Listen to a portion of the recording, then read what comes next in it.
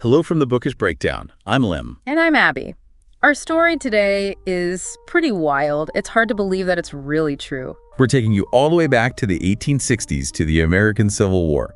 This story is insane. It really is. We're diving into the life of Jacob Miller, a Union soldier with one incredible survival story. Okay, so you've probably heard stories about soldiers surviving crazy injuries, but this one takes the cake.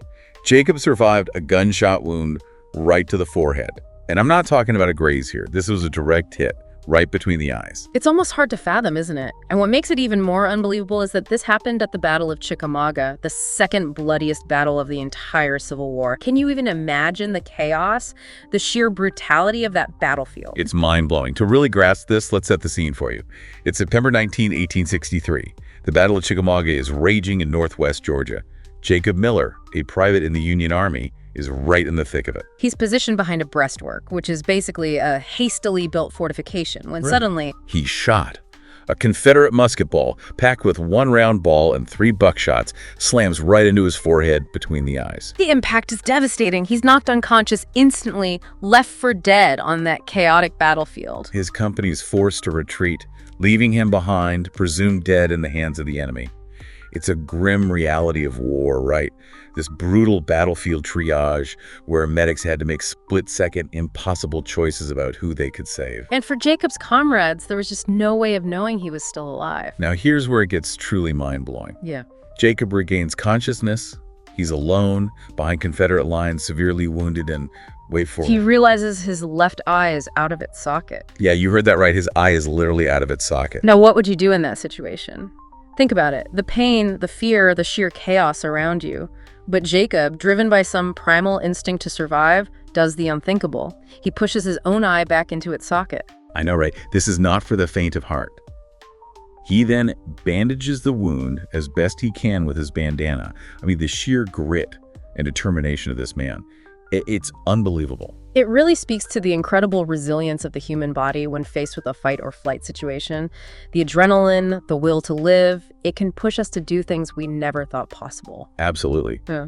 But his ordeal is far from over. Remember, he's still behind enemy lines, and he's determined to escape. So he begins this harrowing journey back to Union lines. His head is pounding, his vision is blurred by a swollen right eye he can barely see. But he pushes on, using his gun as a walking stick to support himself.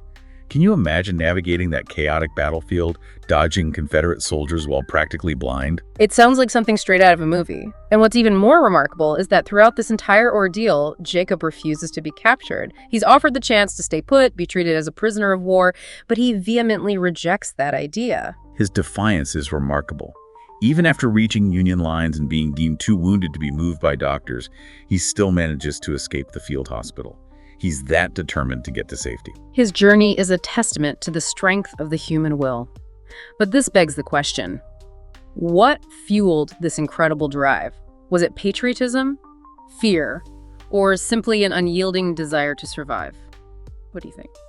It's hard to say for sure, but I'm leaning towards a combination of all those things. It's like he was running on pure adrenaline and determination. Anyway, he sets off on foot again, this time heading towards Chattanooga, which at this one is a Union stronghold. And this trek is brutal. He's exhausted, weak from blood loss, still suffering from this horrific head wound. He stumbles repeatedly, collapses from exhaustion, even bumps his head on a low-hanging tree limb at one point. I mean, come on. You have to wonder how much more can this man take? But he keeps going, driven by that same incredible willpower. And finally, after what must have felt like an eternity, he encounters an ambulance driver who picks him up. He's finally getting the help he so desperately needs. Imagine the relief he must have felt in that moment. I could only imagine. And when he finally arrives in Chattanooga, Well, let's just say his comrades couldn't believe their eyes. They thought he was dead. Remember, they saw him go down on that battlefield. right, his reunion with his company must have been a moment of pure shock and disbelief. They even joked that he was a ghost. It must have been such a bittersweet moment of joy and relief, tinged with the horror of what he had endured. But you know what? Jacob's journey isn't over yet. He still needs proper medical treatment, and to get that, he has to travel to Nashville. Oh man, not another grueling journey. But we'll have to save that part of the story for the next part. We need to give this man's incredible journey the time and attention it deserves. Welcome back to the Bookish Breakdown. When we left off, Jacob Miller had just arrived in Nashville after that unimaginable journey to escape the battlefield at Chickamauga. He was exhausted, wounded, and in desperate need of medical attention. But as you're about to hear, his ordeal was far from over. So where do we pick up the story? Well, picture this. Jacob wakes up in a bathtub. A bathtub. Seriously. Yes. He's in a hospital in Nashville. And to his surprise, he's submerged in a warm bath. Wow, what a contrast. From the carnage of Chickamauga to the comfort of a warm bath. It's a small moment of peace amidst the chaos. He later described it as feeling like heaven. I bet. After everything he had been through, that bath must have felt like pure bliss. But let's not forget, his injuries were still incredibly severe. The musket ball was lodged in his skull, his left eye was blind, and he was constantly battling pain and infection. Absolutely. And here's where things get even more complicated.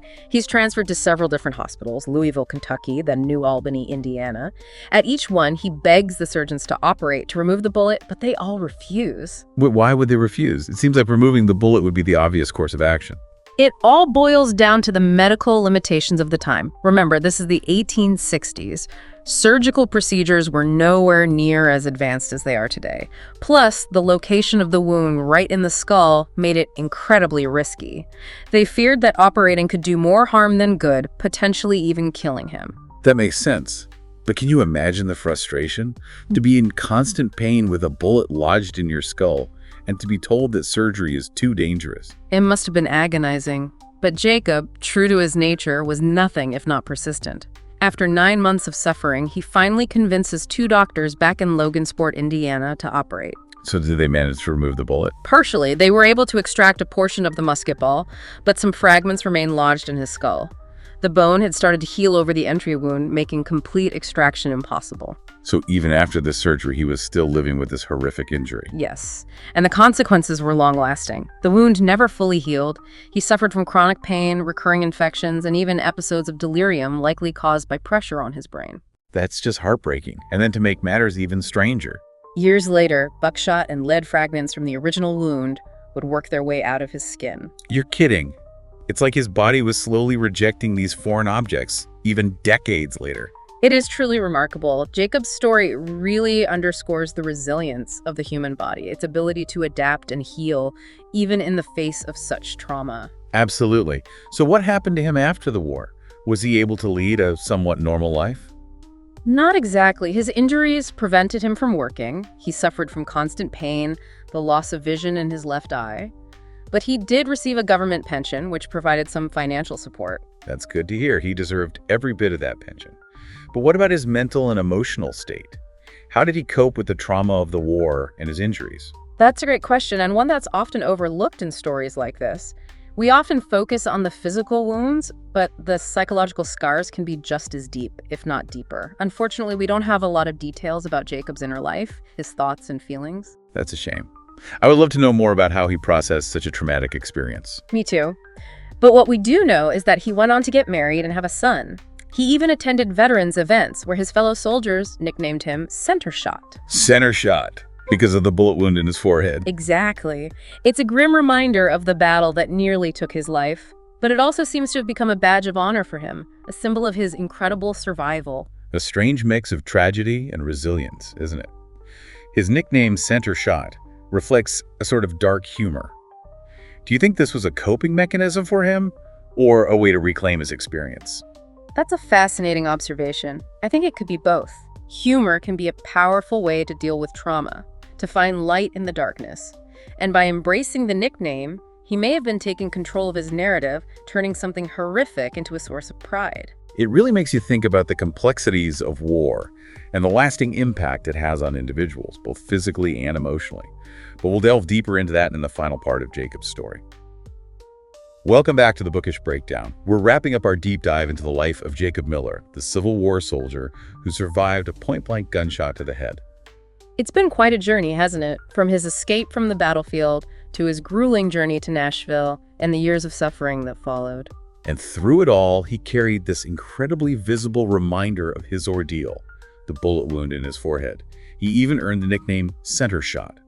I'm curious, what are your thoughts on how this physical scar impacted his life? Well, it's important to remember that scars, both physical and emotional, can shape a person's identity. In Jacob's case, the scar became a constant, visible reminder of the trauma he endured. But it also seems to have become a symbol of his survival, a testament to his resilience. That's a fascinating perspective. Yeah. So would you say he wore this scar as a badge of honor? There's a story that sheds light on that. Years after the war, Jacob was trying to enter the Brooklyn movie yard. He didn't have a pass, and when challenged by a sentry, Jacob simply lifted his cap and pointed to his scar. He said, "Won't this do to show that I was in the war?" Wow. What happened next? The sentry immediately saluted and let him pass. That scar, a mark of his suffering, became his ticket in. It's almost as if it transcended its physical nature and became a symbol of his service, his sacrifice. It's incredible to think that something so traumatic could also become a source of strength and recognition.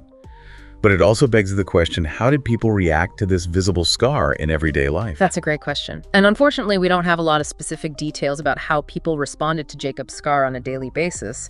However, we can infer from his nickname, Center Shot, that it was a topic of conversation, perhaps even a source of curiosity or awe. It's interesting to think about how his experience might have mirrored that of other veterans returning from war with visible injuries. Did they face similar challenges, or were their experiences vastly different? That's a topic worthy of further exploration. Each individual's experience is unique, shaped by the nature of their injuries, their support systems, and societal attitudes towards veterans. However, it's safe to say that Jacob's story offers a glimpse into the challenges faced by many veterans who return from war bearing both physical and invisible scars. Absolutely. So as we wrap up this deep dive, what are some key takeaways our listeners can glean from Jacob Miller's story? Jacob Miller's story serves as a powerful reminder of the human cost of war. It goes beyond the statistics and battle strategies, bringing us face to face with the resilience and suffering of individuals like him. It humanizes history, right? Yeah. Makes it feel less distant and more real. Exactly. His firsthand accounts, his struggles, his triumphs, they all paint a vivid picture of the Civil War experience. It's a story that stays with you, prompting us to reflect on the lasting impact of conflict on individuals, families, and society as a whole. And on a personal level, his story highlights the incredible strength of the human spirit, the ability to endure unimaginable pain and hardship and emerge, perhaps forever changed, but still standing. It's a testament to the power of the human will, the drive to survive, and the capacity for resilience in the face of adversity. Well said, Abby. Jacob Miller's story truly is remarkable. If you enjoyed this deep dive into his life, please give us a like and subscribe to our channel for more fascinating stories from the past. Thanks for joining us on the Bookish Breakdown.